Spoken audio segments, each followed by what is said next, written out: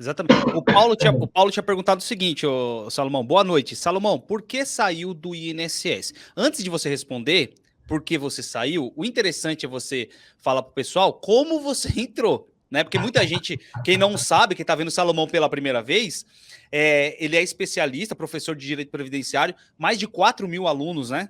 Hoje você tem com o seu curso online e tal. Cara, o cara é fera. Só que ele também é ex-servidor do INSS, né? Ficou quanto tempo? Uns 10 anos? Como 10 técnico? Mais ou anos. menos? Ficamos 10 10 anos, né? anos. 10 anos 10 como anos. técnico do INSS, justamente o cargo que vocês almejam tanto. Então, ele tem bagagem para falar para vocês absolutamente tudo sobre a carreira, o cargo de técnico. Só que o Paulo perguntou por que ele saiu, e eu quero que rapidinho, Salomão, como que você parou, cara? De onde surgiu essa cabeça, né, de falar assim, cara, vou prestar o concurso do INSS. Por que não carreira policial, fiscal, bancária?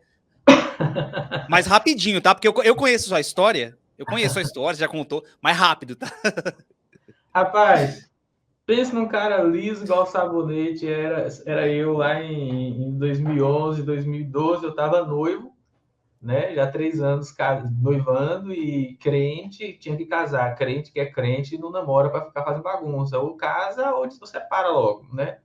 E assim, eu já tinha combinado com o meu bem, se der 3 anos, a gente sabe que a gente vai casar.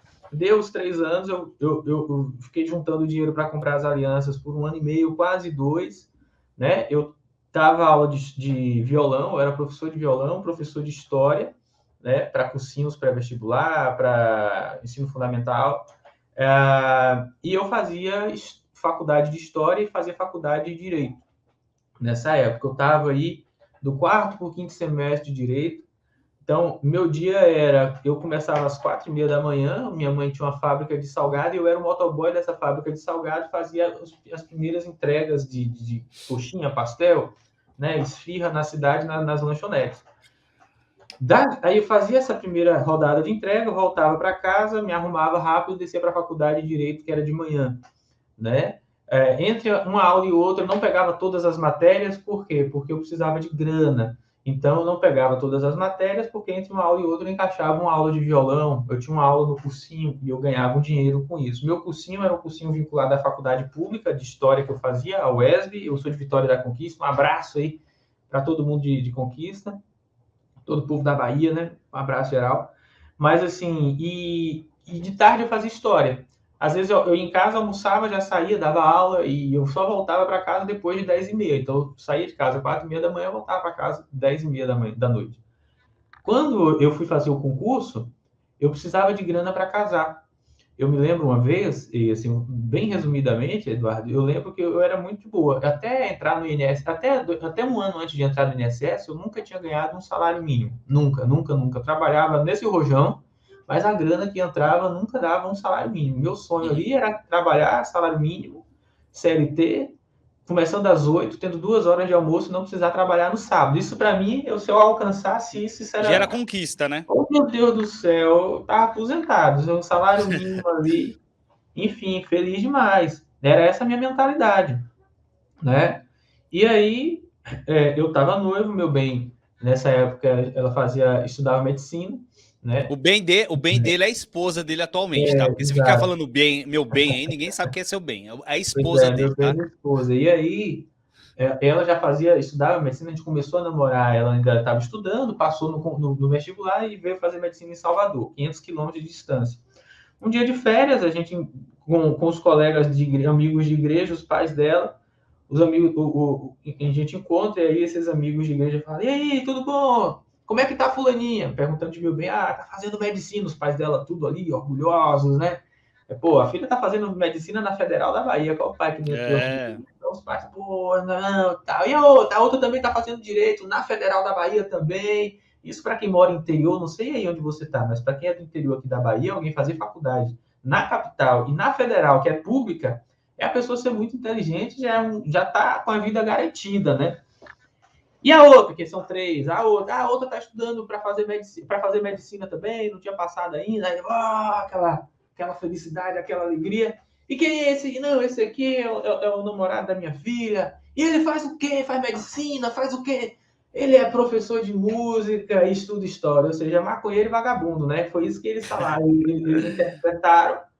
E assim, velho, na hora, eles estavam todos felizes, empolgados, tal, e tal. Quando eu falei, não, Salomão, tal, não sei o quê. O casal, a minha memória, Eduardo, é assim, fresca. O Sim. casal murchou assim. Pois é, né? Você viu a pregação de domingo lá na igreja, mudou de assunto assim, acabou a festa. Acabou, Eu, né? eu senti um murro no Tipo, estômago. rebaixado, né? Você se sente Eu me senti. Eu senti um inferior, chute, né? eu senti um chute nos ovos, como diz por aqui. Rapaz, o negócio doeu. Eu segurei para não chorar. Eu percebi naquele momento que se eu quisesse casar com meu bem, a vida que eu tinha, a vida social, eu nunca tinha me sentido discriminado por minha classe social. Naquele dia eu me senti, olha, o casal é muito amigo até hoje, assim, são pessoas Sim. que eu quero muito bem, que eu conheço, e eles nunca vão saber dessa história, assim, que foram eles e tal, sei que eles lembrem, mas assim, duvido que lembrem, né?